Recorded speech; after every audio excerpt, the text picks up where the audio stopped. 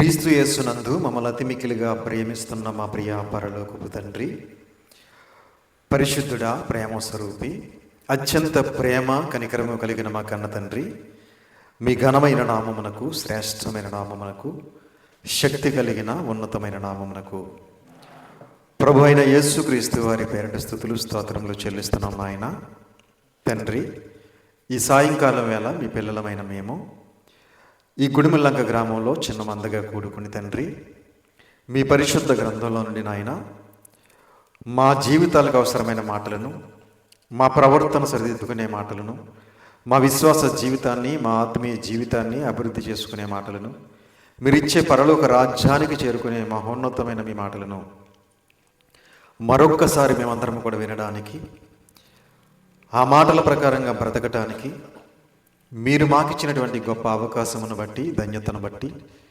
క్రీస్తు వారి పేరిట స్తుతులు స్తోత్రములు చెల్లిస్తూ ఉన్నాము.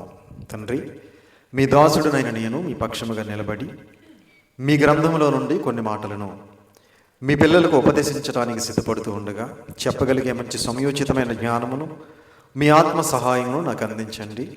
వినిచున్న మీ పిల్లలకు అర్థం చేసుకునే మనసును, గ్రహించే హృదయమును దయచేయండి.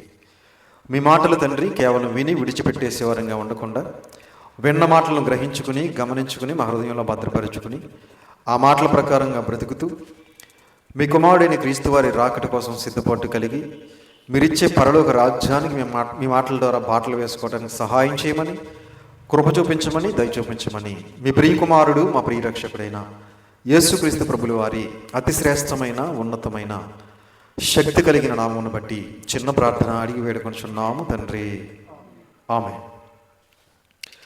కూడి వచ్చినటువంటి సహోదరి సహోదరులందరికీ కూడా మన ప్రభువును, రక్షకుడైన యేసుక్రీస్తు వారి పేరిట హృదయపూర్వకమైన వందనములు తెలియజేస్తున్నాను.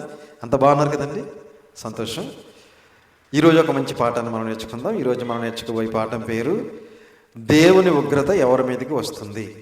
దేవుని ఉగ్రత ఎవరి మీదకి వస్తుంది అనే అంశాన్ని ఈరోజు మనం నేర్చుకుందాం. ప్రియులారా, ప్రియమైన దేవుని పిల్లలారా, ఉగ్రత అనగా కోపము అని అర్థం. దేవుని కోపం, దేవుని ఉగ్రత ఎవరి మీదకి వస్తుంది అని జనరల్గా మనం ఆలోచిస్తే పాపం చేసే వారి మీదకి దేవుని ఉగ్రత వస్తుంది అని మనందరికీ తెలుసు. అదే విధముగా అన్యాయం చేసేవారి మీద కూడా దేవుని ఉగ్రత వస్తుందని మనకు తెలుసు. అక్రమాలు చేసేవారి మీద కూడా దేవుని ఉగ్రత వస్తుందని మనకు తెలుసు. మోసాలు చేసేవారి మీద కూడా దేవుని ఉగ్రత వస్తుంది. ఇలా మనం ఆలోచిస్తే పాపం చేసేవారి మీదకి, తప్పులు చేసేవారి మీదకి తప్పకుండా దేవుని ఉగ్రత వస్తుందనే సంగతి ప్రపంచంలో ప్రతి ఒక్కరికి తెలుసు.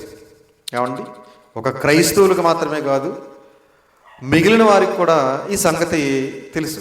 అయితే దేవుని ఉగ్రత ఎవరి మీదకి వస్తుందో బైబిల్ గ్రంథంలోకి వెళ్ళి చూడగలిగితే అపోస్తులైన పౌలు గారు 2000 సంవత్సరాల క్రితం పరిశుద్ధాత్మ ప్రేరణతో పలుకుతున్న అద్భుతమైన మాట ఈ సమయంలో మనం చూడగలిగితే రోమిలికి రాసిన పత్రిక 2వ అధ్యాయం, రోమిలికి రాసిన పత్రిక 2వ అధ్యాయము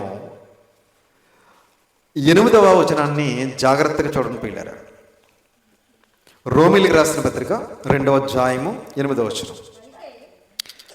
అయితే భేదములు పుట్టించి సత్యమునకు లోబడక దుర్నీతికి లోబడి వారి మీదకి దేవుని ఉగ్రతయు రౌద్రమును వచ్చును. తీసారమ్మా, రోమపత్రిక 2వ అధ్యాయం 8వ వచనం.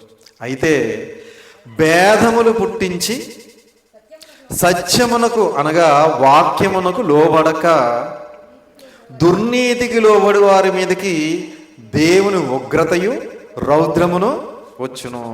ప్రియమైన దేవుని పిల్లలారా, భేదములు పుట్టించి, ఏమండి, ఎవరైతే భేదములు పుట్టిస్తారో, ఎవరైతే వాక్యానికి లోబడరో వారి మీదకి దేవుని ఉగ్రతయు రౌద్రమును వచ్చును. ఈరోజు భేదములు పుట్టించేవారు క్రైస్తవ్యంలో చాలామంది ఉన్నారు. తెలుసండి మీకు? ఇదే బైబిల్ గ్రంథాన్ని పట్టుకుని ఇదే వాక్యాన్ని బోధిస్తూ క్రైస్తవ సమాజంలో అనేక భేదాభిప్రాయాలు కలిగించేవారు చాలామంది ఉన్నారు. ఏదో కొత్తగా చెప్పాలి అని చెప్పి తన సొంత ఆలోచనలు తీసుకొచ్చి వాక్యానికి కలిపి చెబుతున్న వారు చాలామంది ఉన్నారు. ఉన్నారండి? బైబిల్ ఏం చెప్పింది, దేవుని ఉద్దేశం ఏంటి, దేవుని సంకల్పం ఏంటి, దేవుని ఆలోచన ఏంటి అనేది పక్కన పెట్టి వీరి ఆలోచనలు, వీరి ఉద్దేశాలు, వీరి సొంత జ్ఞానాన్ని తీసుకొచ్చి దేవుని వాక్యానికి జోడించి కలిపి ఈరోజు సమాజంలో అనేక భేదాభిప్రాయాలు కలిగిస్తున్న సేవకులు, బోధకులు చాలామంది ఉన్నారు. పిల్లలు సేవకుల్లోనే కాదు, సమాజంలో కూడా చాలామంది ఉన్నారు. భేదాభిప్రాయాలు కలిగించి సమాజంలో ఒక గందరగోళాన్ని సృష్టించి అనేక మందిని దారి తప్పించి అనేక మందిని మోసం చేసేవాళ్ళు చాలామంది ఉన్నారు. ప్రియమైన వాళ్ళ కనుక భేదములు పుట్టించి సత్యము అనగా వాక్యమునకు లోబడక దుర్నీతికి లోబడి వారి మీదకి, దుర్నీతి అంటే నీతికి లోబడరు. వాళ్ళు దేనికి లోబడతారంటే దుర్నీతికి లోబడతారు. దుర్నీతికి లోబడి వారి మీదకి దేవుని ఉగ్రతయు రౌద్రమును వచ్చును. చదవండమ్మా. దుష్కార్యము చేయు ప్రతి మనుష్యుని ఆత్మకు మొదట యూదునికి, గ్రీసు దేశస్థునికి కూడా శ్రమయు వేదనయు కలుగును. ఏమండి? దుష్కార్యము చేయు ప్రతి మనుషునికి అన్నాడు చూడండి. ప్రతి మనుషుని ఆత్మకు దుష్కార్యము. ఏమండి? దుష్కార్యం అంటే దుస్తుని యొక్క కార్యము. దుస్తుని యొక్క కార్యము దేవుని యొక్క కార్యము కాదు. దుస్తుని యొక్క కార్యము చేయు ప్రతి మనుషుని ఆత్మకు మొదట యూదునికి, గ్రీసు దేశస్థునికి కూడా శ్రమయు వేదనయు కలుగును. ప్రియమైన దేవుని వాళ్ళరా, అంటే భేదాలు పుట్టించే వారి మీదకి, సత్యానికి లోబడిన వారి మీదకి, దుష్కార్యములు చేసేవారి మీదకి దేవుని ఉగ్రత, దేవుని రౌద్రము వస్తుంది. అలాగే దుష్కార్యము చేయు ప్రతి మనుషుని ఆత్మకు కూడా ఏమండి శ్రమయు వేదనయు కూడా వస్తాయని దేవుని వాక్యం సెలవిస్తుంది పిల్లలు.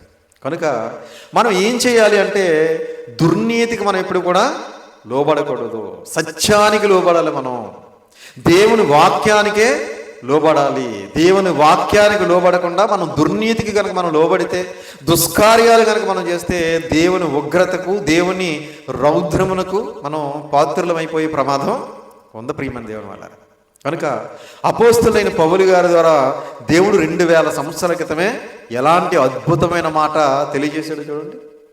అలాగే ఇంకా దేవుని ఉగ్రత ఎవరి మీదకి వస్తుందో మరొక మాట మనం చూడగలిగితే కొలస్సీలకు రాసినటువంటి పత్రిక 3వ అధ్యాయం, కొలస్సీలకు రాసిన పత్రిక 3వ అధ్యాయము 5-6 వచనాలు జాగ్రత్తగా చూడండి పిల్లలు. 3వ అధ్యాయం 5-6 వచనాలు. కావున భూమి మీదనున్న మీ అవయవములను అనగా జారత్వమును, అపవిత్రతను, కామాతురతను, దురాశను, విగ్రహారాధనైన ధనాపేక్షను చంపివేయుడి. వాటి వలన దేవుని ఉగ్రత అవిధేయుల మీదకి వచ్చును. ఎవరెవరి మీదకి వస్తుందంటే దేవుని ఉగ్రత? ఒక చిన్న లిస్ట్ ఇచ్చాడు చూడండి. జారత్వము అన్నాడు. జారత్వం అంటే మనందరికీ తెలుసు. ఏమండి? అక్రమ సంబంధాలు పెట్టుకుంటూ ఉంటారు చాలామంది. వివాహానికి ముందు కావచ్చు, వివాహానికి తర్వాత కావచ్చు. అక్రమ సంబంధాలు పెట్టుకోవటం జారత్వము అని చెప్పింది బైబిల్. కనుక జారత్వము, అపవిత్రత అంటే దేవుడు ఏదైతే తినొద్దు అన్నాడో దాన్ని తినటమే అపవిత్రత. ఏమండి? అపవిత్రత, కామాతురత. ఇంకంత మాటు చాలామంది ఇదే ఆలోచనతో ఉంటారు చాలామంది. ఏమండి? శరీరంలో పుట్టే తుచ్చమైన కోరికలు తీర్చుకోవడానికి ఆలోచన కలిగి ఉంటారు అందరూ కూడా. ఏమండి? కామాతురతను, దురాశను. దురాశ, ఆశ వేరు, దురాశ వేరు. చూసిందల్లా కావాలి కొంతమందికి. ఏమండి? ఇంకా వాళ్ళ ఆశకు అంతు పంతు ఉండదు. కనుక దురాశను, విగ్రహారాధన అయిన ధనాపేక్ష. ఏమండి? ధనాపేక్షను దేనితో పోల్చాడు దేవుడు? విగ్రహారాధనతో పోల్చాడు. విగ్రహారాధన అయిన ధనాపేక్షను చంపివేయడి. అంటే ధనం సంపాదించాలనే అపేక్ష చాలామందికి ఉంటుంది. ఇంకా వారి ఆలోచన అంతా కూడా ఎప్పుడు దేని మీద ఉంటుందంటే ధనం ధనం ధనం. ఏమండి, ధనాపేక్ష, ధనం సంపాదించాలనే ఆలోచనతోనే బ్రతుకుతారు వాళ్ళు. ఆ ధనం కోసమే ప్రోకలాడతారు, ధనం కోసమే ప్రాధేయపడతారు, ధనం కోసమే పరుగులు పెడతా ఉంటారు. దానిని విగ్రహారాధన అన్నాడు దేవుడు. విగ్రహారాధన ధనాపేక్షను చంపివేయుడి, వాటి వలన దేవుని ఉగ్రత అవిధేయులైన వారి మీదకి వచ్చును. ఇవన్నీ ఎవరైతే చేస్తారో వారందరి మీదకి ఏమొస్తుందట? దేవుని యొక్క ఉగ్రత వారి మీదకి వస్తుందట. ప్రియమైన దేవుని వాళ్ళరా, కాబట్టి మనం ఇక్కడ ఇచ్చినటువంటి చిన్న లిస్టులో ఏమైనా మనలో ఉన్నాయేమో జాగ్రత్తగా చూసుకుని, ఒకవేళ ఉంటే మనం ఏం చేయాలి? దిద్దేసుకోవాలి, సరి చేసుకోవాలి. వదులుకొని ఏమనుంటే వదులుకోవాలి, మార్చుకుని ఏమనుంటే మార్చేసుకోవాలి. మన చేతిలో ఉంది. ఏమండి, కాబట్టి ప్రియమైన దేవుని వాళ్ళరా, దేవుని ఉగ్రతకు మనం పాత్రుడు కాకుండా ఉండాలంటే ఇదిగో దేవుడు ఏదైతే వద్దు అన్నాడో దాన్ని జాగ్రత్తగా మనం వదిలేసుకోవాలి.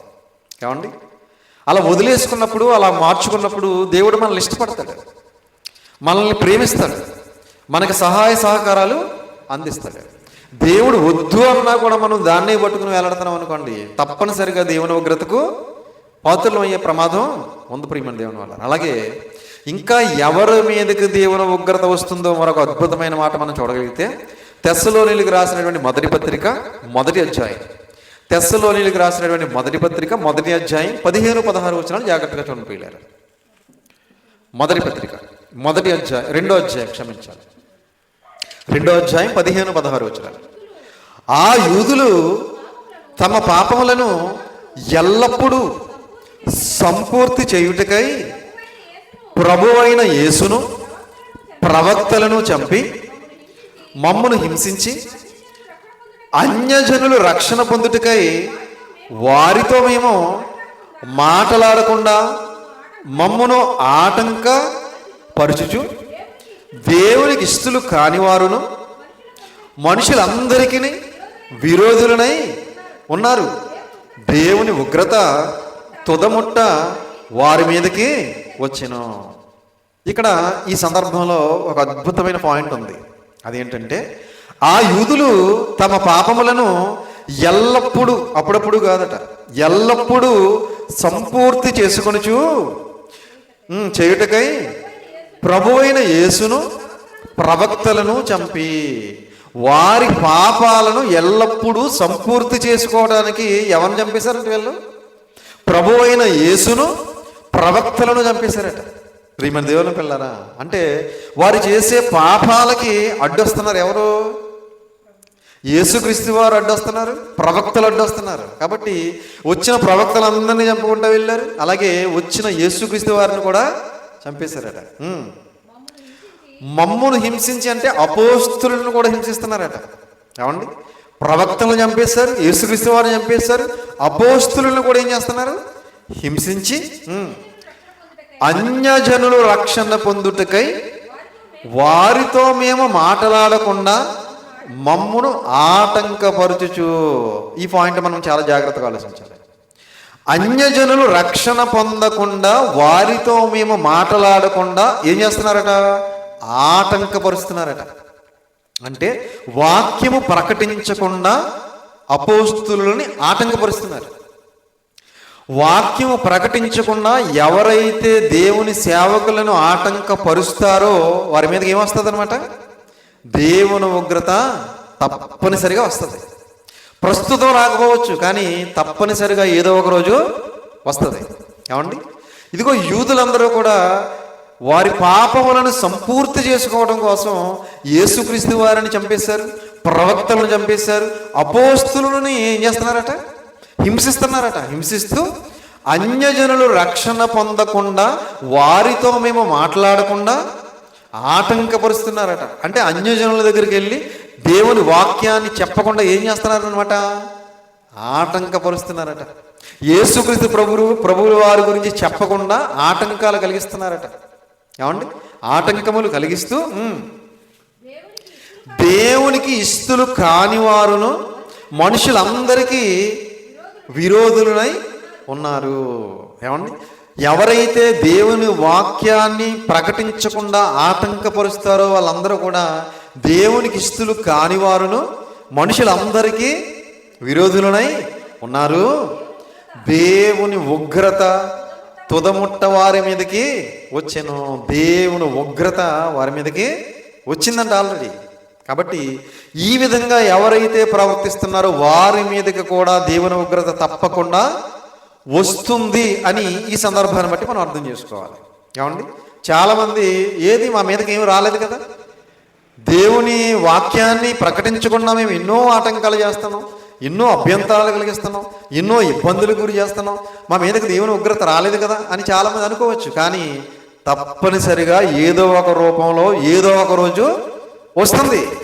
కాదనంటే కొంచెం లేట్ అవ్వచ్చు. ఏమండి, దేవుడు కొన్ని అవకాశాలు ఇస్తాడు వారికి కూడా మారడానికి.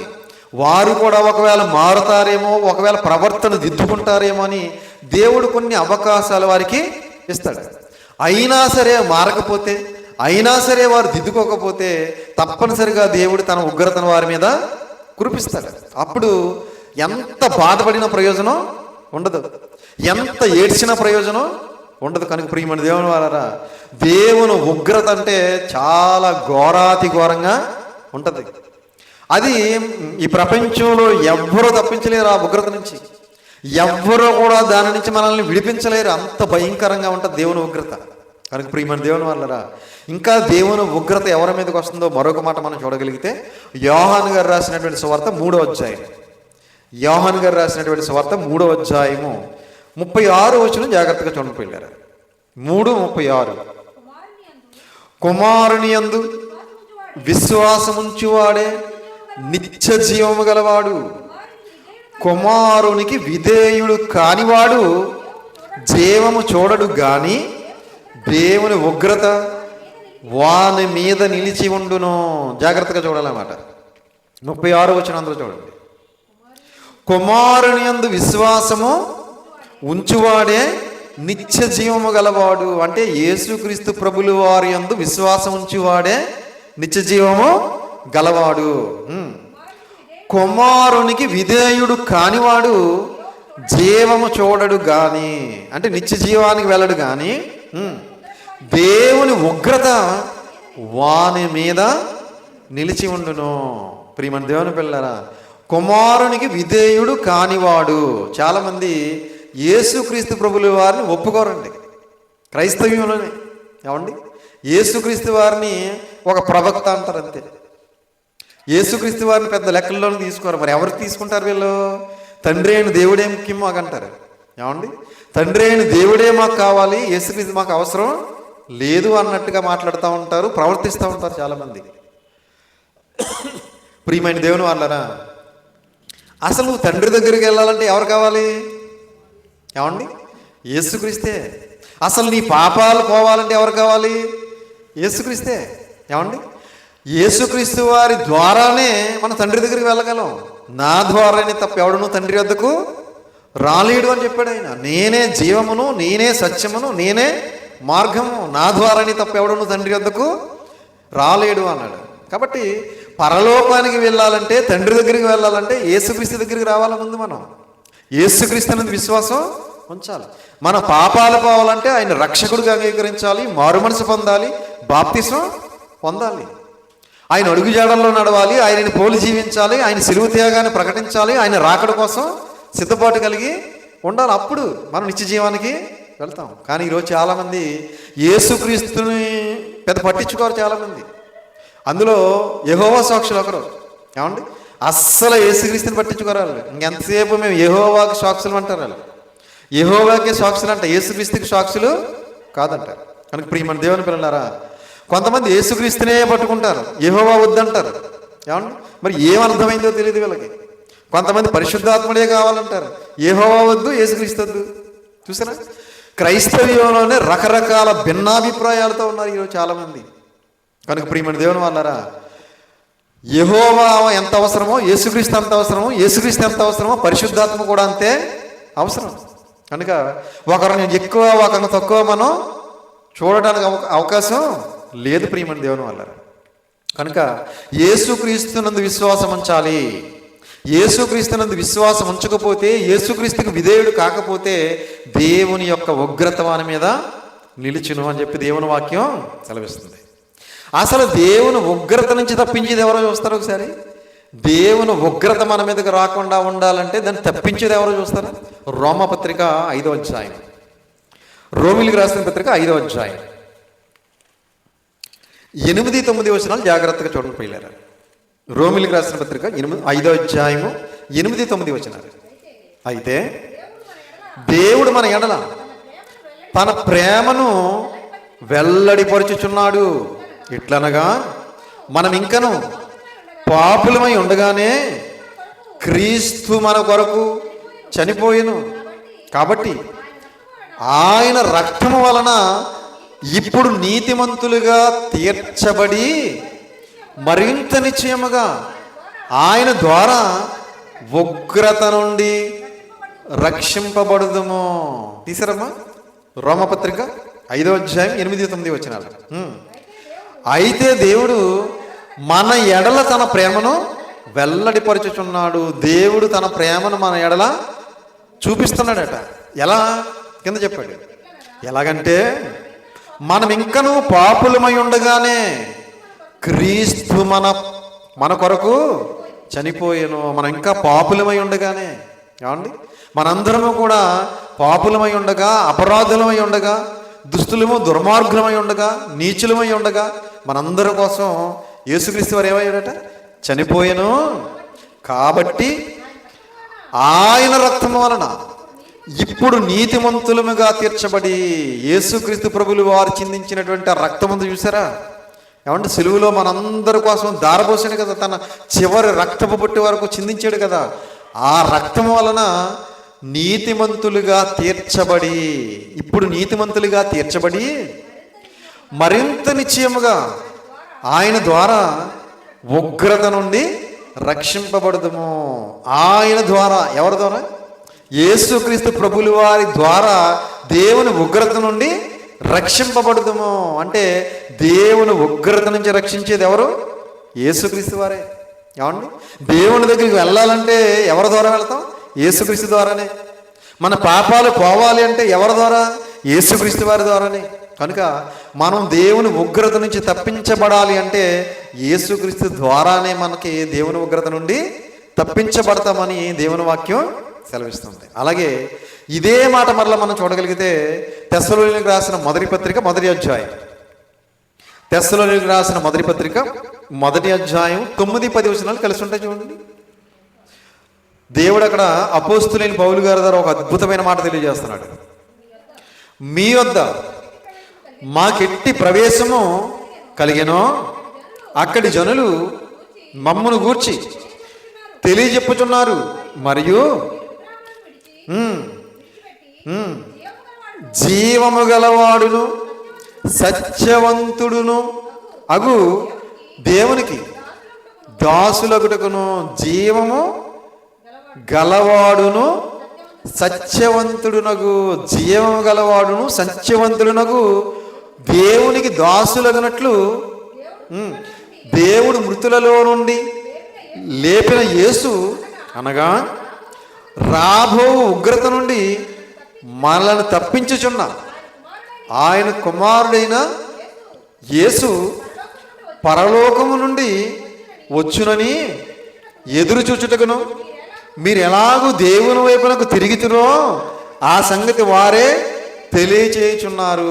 ప్రియమైన దేవుని వారలారా, ఇక్కడ ఒక అద్భుతమైన మాట దేవుడు తెలియజేశాడు. ఏంటంటే రాబో ఉగ్రత నుండి మనల్ని తప్పించుచున్న ఆయన కుమారుడైన యేసు పరలోకము నుండి వచ్చునని ఎదురు చూచుటకును మీరు ఎలాగూ దేవుని వైపునకు తిరిగితురో ఆ సంగతి వారే తెలియజేయుచున్నారు. అంటే రాబో ఉగ్రత నుండి మనల్ని తప్పించేది ఎవరట? ఏమండి, యేసుక్రీస్తు ప్రభులు వారని రాయబడింది చూడండి. అంటే ఉగ్రత నుండి, అంటే ఏ ఉగ్రత? భూమి మీద దేవుడు కురిపించే ఉగ్రత కావచ్చు, మరణించిన తర్వాత మనం నరకానికి పోయే ఉగ్రత కావచ్చు, భూమి మీద దేవుడి ద్వారా వచ్చే ఉగ్రత కావచ్చు, లేకపోతే మరణించిన తర్వాత దేవుని ఉగ్రత మన మీదకి వచ్చే ఉగ్రత కావచ్చు. ఈ రెండు ఉగ్రతల నుండి మనల్ని తప్పించేది ఎవరట? యేసుక్రీస్తు వారే. ఏమండి ప్రియమైన దేవుని వాళ్ళరా, ఆ యేసుక్రీస్తు ప్రభువుల వారి అడుగుజాడల్లో మనం నడుచుకుంటూ, ఆయనను పోలి మనం జీవిస్తూ, ఆయన శిలువ త్యాగాన్ని స్మరించుకుంటూ, ఆయన శిలువ త్యాగాన్ని ప్రకటిస్తూ, ఆయన రాకడ కోసం మనం సిద్ధపాటు కలిగి ఉన్నట్లయితే దేవుని ఉగ్రత నుండి మనం తప్పించుకుంటాం. కనుక ప్రియమైన దేవుని వాళ్ళరా, దేవుని ఉగ్రత ఎవరి మీదకి వస్తుందంటే భేదములు పుట్టించే వారి మీదకి వస్తుంది. అలాగే సత్యానికి లోబడిన వారి మీదకి వస్తుంది. అలాగే దుర్నీతికి లోబడే వారి మీదకి వస్తుంది అని మనం చూసాం. అలాగే ఇంకా ఎవరి మీదకి వస్తుందని చూసాం కొలసీ పత్రికలో, జారత్వం చేసేవారి మీదకి, అలాగే కామాతురతతో ఉన్న వారి మీదకి, దురాశలతో ఉన్న వారి మీదకి, అపవిత్రత కలిగి ఉన్న వారి మీదకి, విగ్రహారాధనైన ధనాపేక్ష కలిగిన వారి మీదకి దేవుని ఉగ్రత వస్తుందని చూస్తాం. అలాగే కుమారుడైన యేసుక్రీస్తు వారికి విధేయుడు కాని వారి మీదకి, విశ్వాసం ఉంచిన వారి మీదకి దేవుని ఉగ్రత వస్తుందని చూసాం. అలాగే దేవుని వాక్యాన్ని అన్యజనులకు ప్రకటించకుండా ఎవరైతే ఆటంకపరుస్తున్నారో, అభ్యంతరాలు చేస్తున్నారో అలాంటి వారి మీద కూడా దేవుని ఉగ్రత వస్తుందని చూసాం. అసలు దేవుడు మనల్ని ఎందుకు నియమించాడు ఒకసారి మనం చూడగలిగితే, తెస్సలోనికీయులకు రాసినటువంటి మొదటి పత్రిక 5వ అధ్యాయం, తెస్సలోనికీయులకు రాసినటువంటి మొదటి పత్రిక 5వ అధ్యాయము 9వ వచనం జాగ్రత్తగా చూడండి పిల్లలు.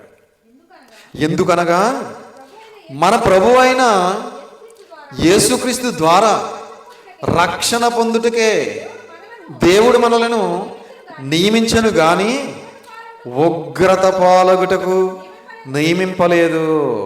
దేవుడు మనల్ని ఎందుకు నియమించాడట తీసారా? తెస్సలోనికీయులకు రాసిన మొదటి పత్రిక 5వ అధ్యాయము 9వ వచనం.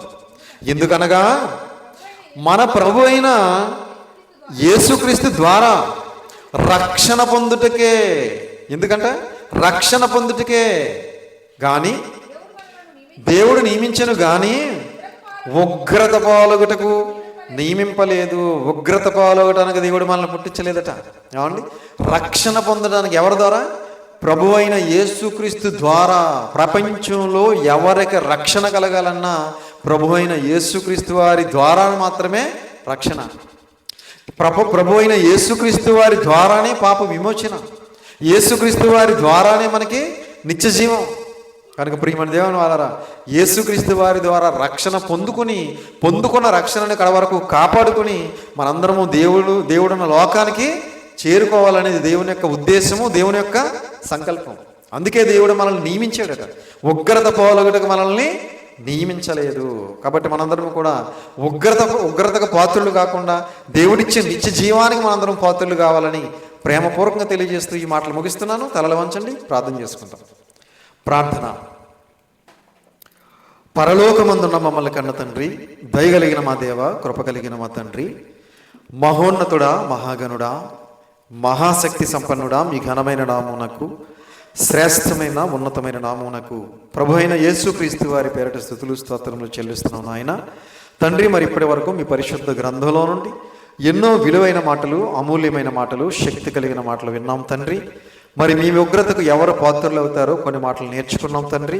మేమందరము కూడా తండ్రి, మేమందరము ఉగ్రతకు పాత్రలు అయ్యేవారి జాబితాలో ఉండకుండా మేమందరము మీరు ఇచ్చే నిత్య జీవానికి చేరుకునే వారి జాబితాలో ఉండడానికి సహాయం చేయండి. అందుకు మాకు కావలసిన జ్ఞానమును, బుద్ధిని, వివేకమును, తెలివిని మాకు అనుగ్రహించండి. మమ్మల్ని అందరినీ మీ కృపలో భద్రపరచండి, బలపరచండి, మీ చిత్తానుసారంగా నడిపించండి. మేమందరము కూడా ఈ లోకంలో ఉన్నంతకాలము కూడా తండ్రి కుడికి కానీ ఎడమకు కానీ తొలగిపోకుండా మీరు ఏర్పాటు చేసినటువంటి క్రీస్తు మార్గంలో, క్రీస్తు అడుగుజాడల్లో నడుచుకోవడానికి సహాయం చేయండి. తలల నుంచి ప్రార్థన చేస్తున్న మీ పిల్లలను, వారి కుటుంబాలను దయతో జ్ఞాపకం చేసుకోండి. వారు చేస్తున్న పనిపాట్లలో, ప్రయాణాల్లో తోడుగా, నీడగా ఉండండి. వారందరికీ కావాల్సిన మంచి ఆరోగ్యమును, శక్తిని, బలమును అనుగ్రహించండి. అదేవిధంగా మీ కుమార్తె, మా సహోదరి మరి సంగీతకి అనారోగ్యంగా ఉందని తెలియజేశారు. మీ చిత్తమైతే ఆమెను జ్ఞాపకం చేసుకోండి. కావాల్సిన ఆరోగ్యమును, శక్తిని, బలమును ఆమెకు దయచేయండి.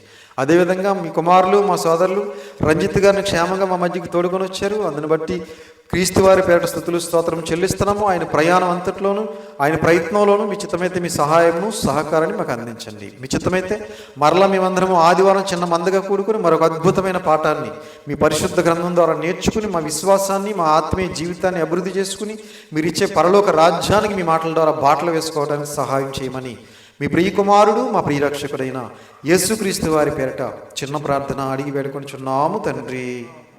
ఆమేన్. అందరికీ వందనాలు.